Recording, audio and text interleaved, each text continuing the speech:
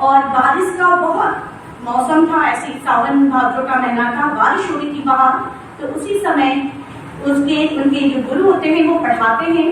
पढ़ाते पढ़ाते उनको लगता है कि बच्चे आज पढ़ना नहीं चाह रहे, तो उनसे वो बात करते हैं और अपने पर्स से 100 रुपए का नोट निकाल के देते हैं।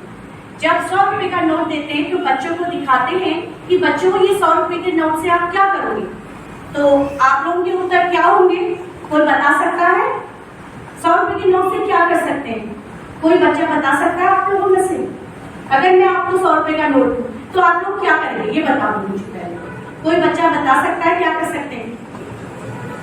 हम भी सीखते हैं, गलत ही बोलिए, बोलिए तो सही, कोई तो बताओ। अच्छे काम मीन्स कैसे काम?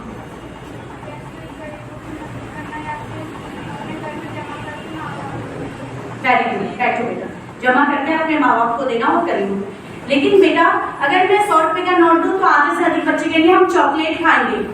आज तो हमें 100 रुपए का नोट मिल गया, आजकल के बच्चे कहेंगे रिचार्ज करेंगे पबजी खेलने के लिए और फ्री फायर खेलने के लिए और व्हाट्सएप चलाने के लिए। हमें 100 रुपए तो बहुत ही खुश हो जाएंगे, आधे से अधिक बच्चे का यही रिस्पॉन्स रहेगा। लेकिन सारे बच्चों ने यही कहा चॉकलेट खाएंगे, हम ऐसा करेंगे। और कोई बच्चा कहता है कि हम उससे कुछ खिलौने खरीद लेंगे। लेकिन उसमें से एक बच्चा जो है बिल्कुल शांत बैठा है, उससे अगर पूछा हो, गुरुजी खुद उसके पास गए और उससे पूछा कि तुम क्या करोगे, तो वो खड़ा हुआ और उदासी हाथों में बोला मैं अपनी माँ के लिए चश्मा लाऊंगा। इतना सुन के पूरी क्लास हंस रही। चश्मा लाऊंगा, उन्होंने कहा चश्मा इसे क्या करोगे? माँ के बाद तुम्हारे को तो पिताजी ले आएंगे। तो वो बच्चा फेल हो गया, कहने लगा सर मेरे पिताजी नहीं है। तो उन्हें बड़ा दुख हुआ, उन्होंने कहा ठीक है तो मैं तुम्हें 100 रुपया देता हूँ, लेकिन एक शर्त उसके लिए रखता हूँ। तो वो शर्त क्या होगी कि अगर ये 100 रुपया तुम्हें उधार है, तुम ये 100 रुपया मुझे हर हालत में वापस करोगे, चाहे आप कैसे भी करो।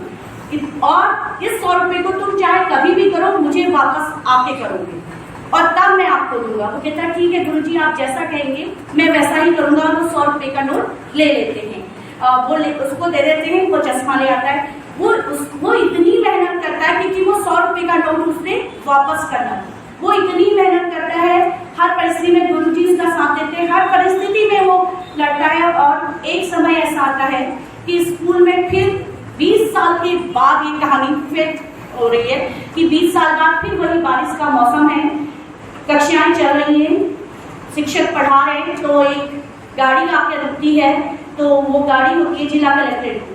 कलेक्टर जब पहुंचते हैं तो सारे लोग अपने अपने उसमें अलर्ट हो जाते हैं कि कलेक्टर पहुंच गए।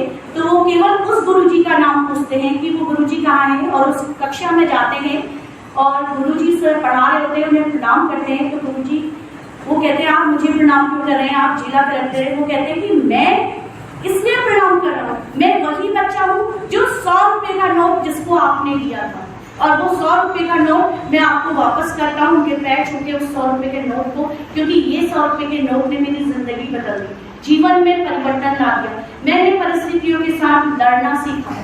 मुझे क्योंकि आपका 100 रुपया देना था और जो आपसे वादा किया था कि मैं पढ़ लिख के कुछ बड़ा बनूंगा, वो मुझे निभाना था। ऐसे बच्चे की कहानी सुनकर आपको ये होना चाहिए कि समय कभी भी मजबूरियों को लाना मत दीजिए कि हमारी मजबूरी किसी की नहीं होती है।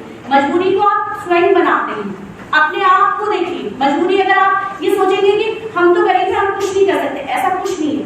चाह हो तो राह खुद ब खुद बन जाती है। इसलिए इस कहानी से ये सीखिए कि हर बच्चे को मेहनत करनी, इतना ऊंचा उठो कि देवों के समान रहो, इतना मत गिरो कि तुम असुर हो जाओ, इतना भी मत गिरो। इसलिए अपने जीवन को अपने अनुसार ढालिए। मन तो चंचल है, मन को कभी भी अपने ऊपर सवार मन के ऊपर सवार होकर देखिए तो जीवन में सफलता ही सफलता मिलेगी। धन्यवाद।